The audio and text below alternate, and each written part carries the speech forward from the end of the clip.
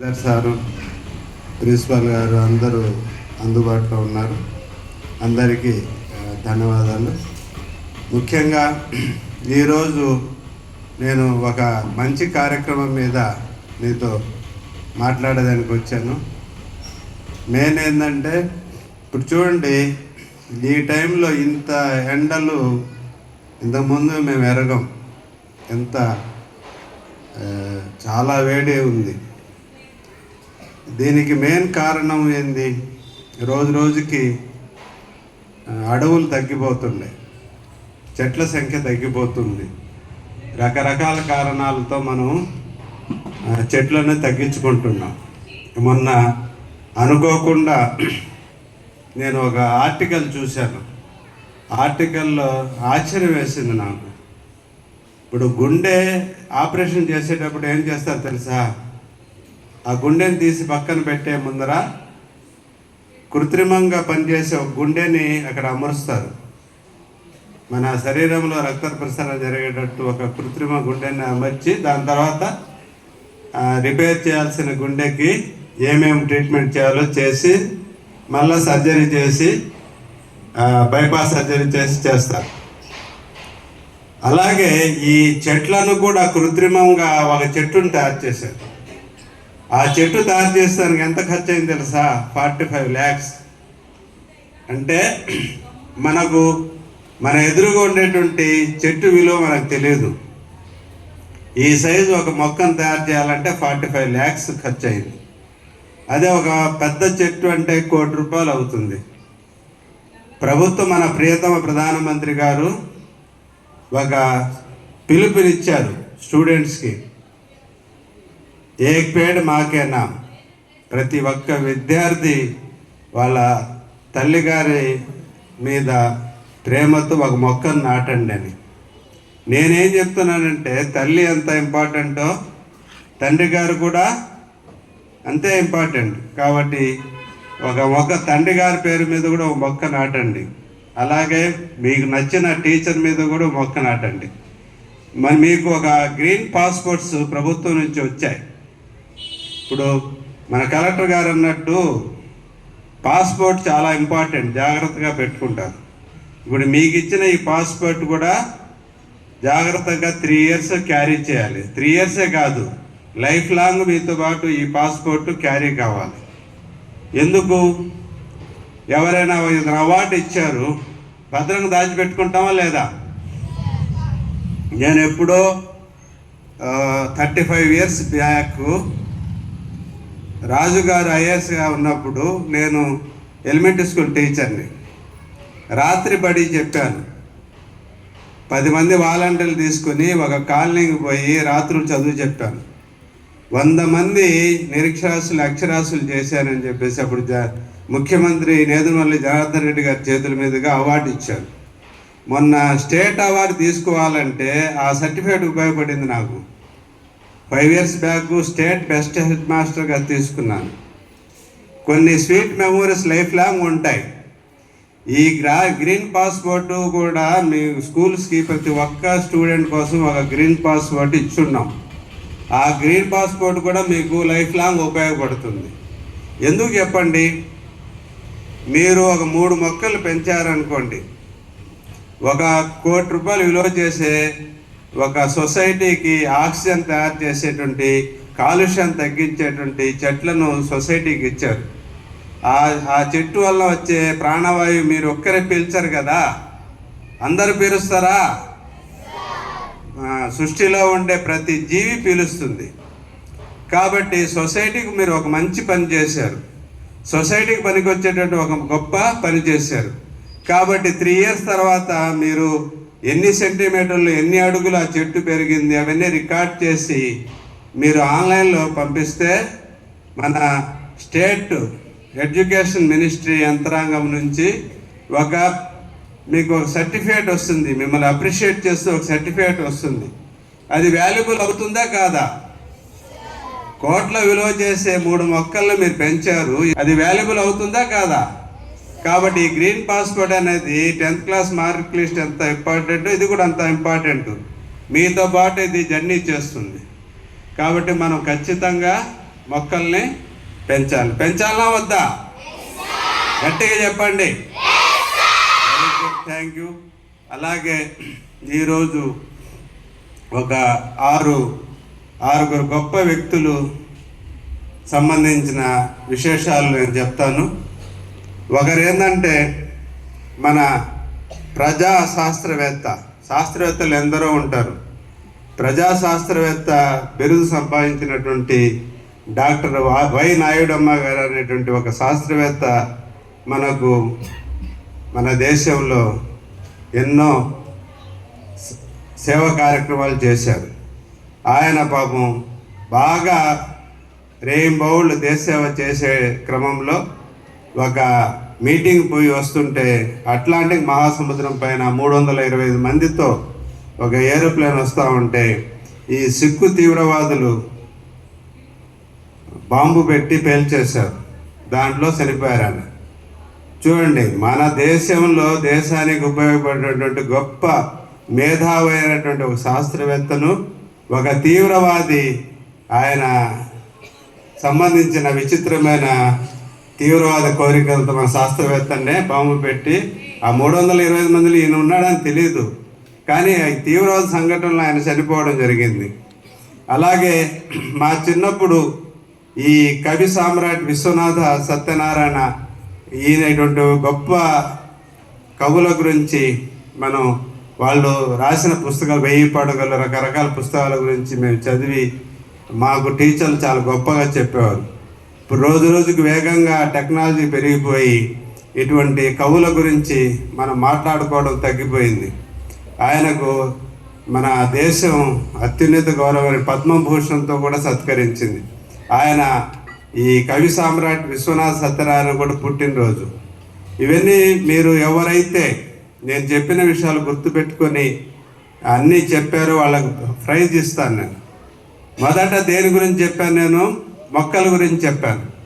Second ఎవరి గురించి చెప్పాను? డాక్టర్ వై నాయుడమ్మ శాస్త్రవేత్త, ప్రజాశాస్త్రవేత్త గురించి చెప్పాను. మూడవది ఎవరి గురించి చెప్పాను? కవి సామ్రాట్ విశ్వనాథ సత్యనారాయణ గారి గురించి చెప్పాను. అలాగే ఇప్పుడు మన జిల్లా అతను వెంకయ్యనాయుడు గారు ఉపరాష్ట్రపతిగా చేశారు.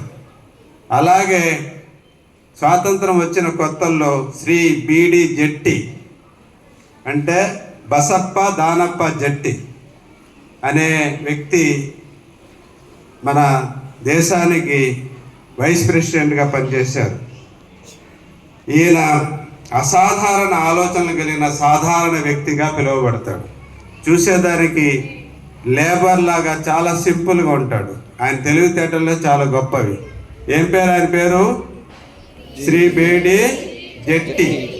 ఆయన ఎవరు? ఉపరాష్ట్రపతి. మన జిల్లాలో ఉపరాష్ట్రపతిగా పనిచేసిన వ్యక్తి ఎవర్రా? వెంకయ్యనాయుడు గారు. విన్నారా ఆయన గురించి? వెంకయ్యనాయుడు గారు ఉపరాష్ట్రపతిగా చేసినట్టు స్వాతంత్రం వచ్చిన కొత్తల్లో ఈ బీడి జట్టి అనేటువంటి ఆయన చేశారు. ఆయన పుట్టినరోజు ఈరోజు. అలాగే భారతరత్న అవార్డు గ్రహీత, మన దేశంలోనే అత్యున్నతమైనటువంటి గౌరవం పొందేటువంటి అవార్డు అది. దాన్ని గోవింద్ బల్లభ్ పంత్, చెప్పండి, గోవింద్ బల్లభ్ పంత్ అనేటువంటి వ్యక్తి ఈ దేశానికి మనకు హోంశాఖ మంత్రిగా పనిచేశారు. అలాగే ఉత్తరప్రదేశ్ ముఖ్యమంత్రిగా చేశారు. నెహ్రూ గాంధీతో పాటు ఈయన మన స్వాతంత్ర ఉద్యమంలో కూడా పోరాటం చేశాడు. అంత గొప్ప వ్యక్తి కాబట్టి ఎన్ని పనులు చేశాడు ఆయన? స్వాతంత్రం వచ్చేదానికి కృషి చేశారు. ఒక ఉత్తరప్రదేశ్ రాష్ట్రానికి ముఖ్యమంత్రిగా చేశారు. మొత్తం దేశానికే హోంశాఖ మంత్రికి చేసి ఈ దేశ నిర్మాణంలో భాగస్వామ్యం అయ్యాడు. కాబట్టి ఆయనకి భారతరత్న అవార్డు ఇచ్చారు. ఏం పేరు ఆయన పేరు? గోవింద్ బల్లభ్ పంత్. గోవింద్ బల్లభ్ పంత్. అలాగే ఇద్దరు శాస్త్రవేత్తలు ఈరోజు పుట్టారు. ఒకరు ఏంటంటే బ్రిటిష్ దేశంలో పుట్టినటువంటి శాస్త్రవేత్త, ఇంకొక శాస్త్రవేత్త అమెరికా దేశంలో పుట్టాడు. ఇద్దరు కూడా సైన్స్ మీద కృషి చేసినటువంటి శాస్త్రవేత్తలు. ఈ శాస్త్రవేత్తలు లేకపోతే దేశం అభివృద్ధే లేదు. ఇప్పుడు మనం అన్ని విధాలుగా సౌకర్యాలతో మన దేశంలో ఉంటే తిండి తిప్పలేని దేశాల్లో సైంటిఫిక్ నాలెడ్జ్తో మన దేశాన్ని ఆక్రమించారు. అవునా కాదా? మనం ఇతర దేశాల్లో వాళ్ళకి ఏం పంటలు పండవు, జస్ట్ టెక్నాలజీ మాత్రమే ఉంది వాళ్ళకి. ఆ టెక్నికల్తో మనల్ని ఈజీగా ఆక్రమించుకున్నారు. ఇప్పుడు మనం కళ్ళు తెరిచాం. కళ్ళు తెరిచి ఇప్పుడు మన అబ్దుల్ కలాం తర్వాత డిఫెన్స్ రంగంలో మనం అన్ని విషయాల్లో చాలా బలంగా తయారాము. ఇప్పుడు ఏంటంటే మన ఆపరేషన్ సింధూర్ తర్వాత ఇంకా వేగంగా మన దేశంలో తయారయ్యేటువంటి టెక్నాలజీని ఇతర దేశాలు కూడా ఎగుమతి చేస్తున్నాం. ఇంచుమించు 50,000 కోట్ల రూపాయలు విలువ చేసేటువంటి ఆయుధాలని మనం ఇతర దేశాలకి ఎగుమతి చేసే స్థాయికి మనం ఎదిగాం. ఇప్పుడు కళ్ళు తెరిచాం. మొదట్లో కళ్ళు తెరవలేదు కాబట్టి ఇతర దేశస్తులు మన దేశాన్ని సులభంగా ఆక్రమించుకునేవాళ్ళు. ఇప్పుడు టెక్నికల్గా మనం బలంగా ఉన్నాం, మన జోలికి ఎవరు రారు. ఆ విధంగా ఎవరైతే టెక్నాలజీలో శాస్త్రవేత్తలు ఉంటారో ఆ దేశం అభివృద్ధిలో ఉంటుంది. భవిష్యత్తులో ఇక్కడ ఉండే పిల్లలు ఎవరైనా ఒకరిద్దరైనా, ఇప్పుడు మన నెల్లూరులో మహిళూరు గ్రామంలో ఒక అబ్దుల్ కలాం స్థాయి శాస్త్రవేత్త ఉన్నారు. ఆయన పేరు తెలుసా మీకు ఎవరికైనా? గుండ్రా సతీష్ రెడ్డి సార్. నేను సార్తో 15 ఏళ్ళ నుంచి జర్నీ చేస్తున్నాను. ఎందుకంటే నేను వాళ్ళ ఊర్లో ఆయన చదువుకున్న స్కూల్ హెడ్ మాస్టర్గా చేశాను. నేను రాత్రులు కూడా చదువు చెప్తుంటే చాలా ముచ్చటేసి నన్ను దగ్గర తీశారు సార్. ఆ రోజు నుంచి సార్ వచ్చినప్పుడల్లా కలుస్తున్నాను. త్వరలో సార్ ప్రోగ్రాం పెడితే మీరందరూ వీలున్న వాళ్ళు 9th 10th వాళ్ళకు ఇన్వైట్ చేస్తాం. మీరు కూడా వచ్చి సార్తో పలకరించిపోదురు. అంత గొప్ప శాస్త్రవేత్తలు వాళ్ళు. కావాలంటే వేరే దేశస్తులు లక్షల కోట్లు పెట్టి కొనుక్కుంటారు. వీళ్ళు అమ్ముడు పోరు, ప్రాణం పోయినా చాలా సింపుల్గా జీవిస్తారు. అబ్దుల్ కలాం లాంటి వాళ్ళు, మన గుండా సతీష్ రెడ్డి సార్ లాంటి వాళ్ళు చాలా సింపుల్. వాళ్ళకి డబ్బు మీద ఎటువంటి మోజు ఉండదు. దేశం కోసం నిద్రాహారాలు పని చేస్తారు. నేను ఎందుకు చెప్తున్నానంటే ఈరోజు 2 నోబెల్ ప్రైజ్ పొందిన శాస్త్రవేత్తలు ఉంటే వాళ్ళలో మన దేశం వాళ్ళు ఎవరు లేరు. వచ్చే రోజులు మనం ఉండాలి, మనం నోబెల్ ప్రైజులు పొందాలి. దేంట్లో? శాస్త్రీయ రంగాల్లో ప్రైజులు పొందాలి. ఇప్పుడు నేను చెప్పాను కదా, ఇప్పుడు మనం డిఫెన్స్ రంగంలో ఇతర దేశాల్లో మనం టెక్నాలజీని ఇతర దేశాలకు అమ్మే స్థాయిలో మనం ఎదిగామని. ఆ విధంగా మనం అన్ని రంగాల్లో సైంటిఫిక్గా డెవలప్ అయితే ఖచ్చితంగా మన దేశము అందరికంటే బలమైన దేశంగా నెంబర్ 1 స్థానంలో ఉంటుంది. అవునా కాదా? Yes or no? దేంట్లో ఉంది? ఇదంతా సైన్స్లో ఉంది. సైంటిఫిక్గా మనం డెవలప్ కావాలంటే మీకు చిన్నప్పుడే ఆ పట్టుదల రావాలి, ఏదో కొత్త విషయాలు కనుక్కోవాలనే ఒక కసి రావాలి. చూడండి, అత్యంత పేద పిల్లలు కూడా 5 కోట్లు జీతాలు ఇస్తున్నారంటే వాళ్ళకి ఆ టెక్నికల్ నాలెడ్జ్ ఉండబట్టే కదా. అవునా కదా? అందరికి ఇస్తారా? నీకు నాకు ఇస్తారా? ఎవరికైతే డిఫరెంట్గా ఆలోచించి గొప్ప తెలివితేటలు ఉంటాయో వాళ్ళకే ఇస్తారు. మీరు కూడా అలా ఆలోచించండి, సైంటిఫిక్గా కొత్త విషయాలు కనుక్కో ప్రయత్నం చేయండి. అలా చేసే వ్యక్తులకి, పిల్లలకి, టీచర్స్ కానీ, తోటి పిల్లలు కానీ అందరూ సహకరించాలి. అందరికీ తెలివితేటలు ఉండవు, ఉండే వాళ్లకు మనం సపోర్ట్ చేసి మన దేశం గొప్ప స్థాయికి వెళ్ళేటట్టు ప్రయత్నం చేయాలి. నేను చెప్పింది అర్థమైందా? నేను ఎన్ని విషయాలు చెప్పాను? 6 విషయాలు చెప్పాను. మొదటిది ఏంది? ప్లాంట్స్ గురించి చెప్పాను. రెండో విషయం ఏంది? ఎవరి గురించి? డాక్టర్ వై నాయుడమ్మ గురించి చెప్పాను. థర్డ్ కవి సామ్రాట్ విశ్వనాథ సత్యనారాయణ గురించి చెప్పాను. తర్వాత ఉపరాష్ట్రపతి ఏం పేరు? ఆయన పేరు బీడి జట్టి గురించి చెప్పాను.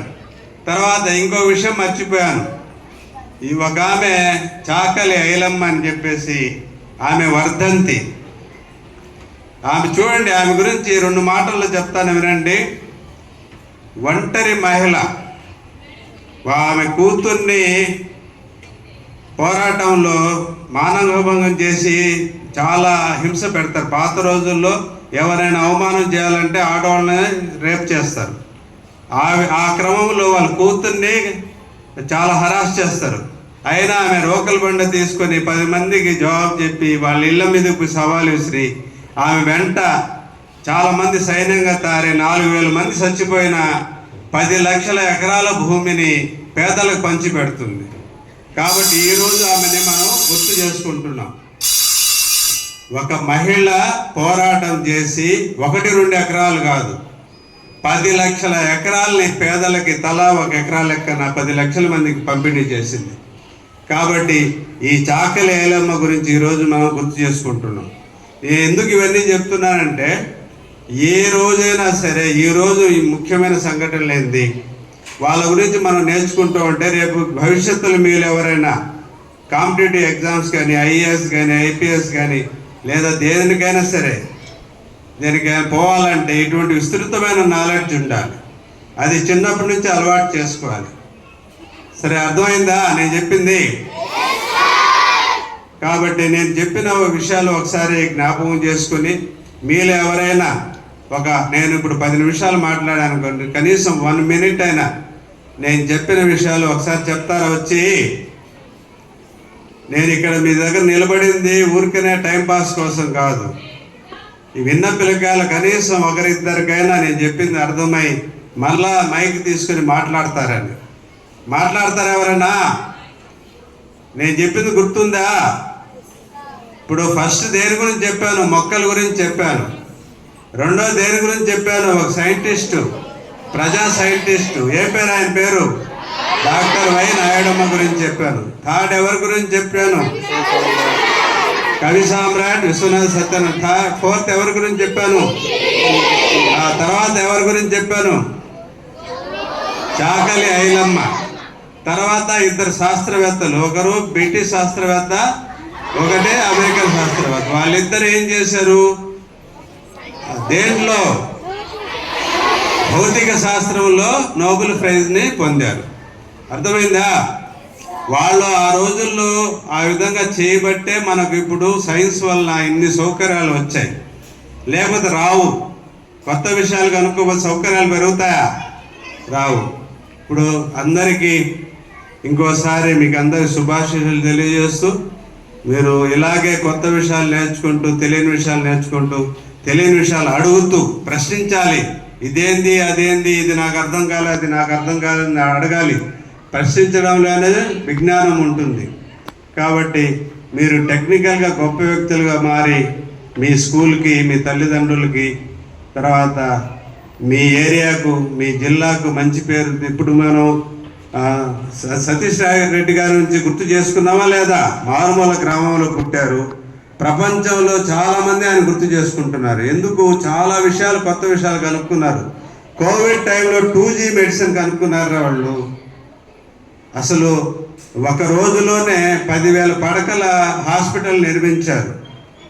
అసలు దేశంలో అన్ని ప్రాంతాలకు కూడా సరిపడేటువంటి ఈ కిట్స్ తయారు చేసేదానికి అన్ని సౌకర్యాలు మన డిఫెన్స్ రంగం చేసింది. అప్పుడు DRDO చైర్మన్గా ఉన్నారు సతీష్ రెడ్డి గారు. చూసారా? ఈరోజు ఎప్పుడో జరిగింది, 4 years బ్యాక్ జరిగింది, 3 years బ్యాక్, నిన్న జరిగినట్టు మనం మాట్లాడుకుంటున్నాం. ఒకరోజైతే ఆక్సిజన్ అయిపోయేసి ఇంచుమించు ఒక 500 మంది చనిపోయే పరిస్థితి. సార్ ఒక్క మాట వాళ్ళకు ఫోన్ చేసి చెప్తానే వెంటనే అక్కడ నుంచి ఆక్సిజన్ సిలిండర్లు వచ్చి ఇక్కడ ఒక 500 మంది చనిపోవాల్సింది సేవ్ అయ్యారు. ఎలా వీలైంది? మన జిల్లా వ్యక్తి గొప్ప స్థాయిలో ఉండబట్టి ఆయన చిన్న ఫోన్ కాల్తోనే ఇక్కడ ప్రాణాలతో బయటపడటం. ఆ విధంగా మీరు కూడా గొప్ప స్థాయికి అటువంటి వ్యక్తులను ఆదర్శం తీసుకుని ఎదగాలని నేను కోరుకుంటున్నాను. Thank you. ఈ అవకాశం ఇచ్చిన కరెస్పాండెంట్ గారికి, శ్రీధర్ గారికి, ఈ ప్రిన్సిపల్ గారికి, అందరికీ థ్యాంక్ యూ వెరీ మచ్.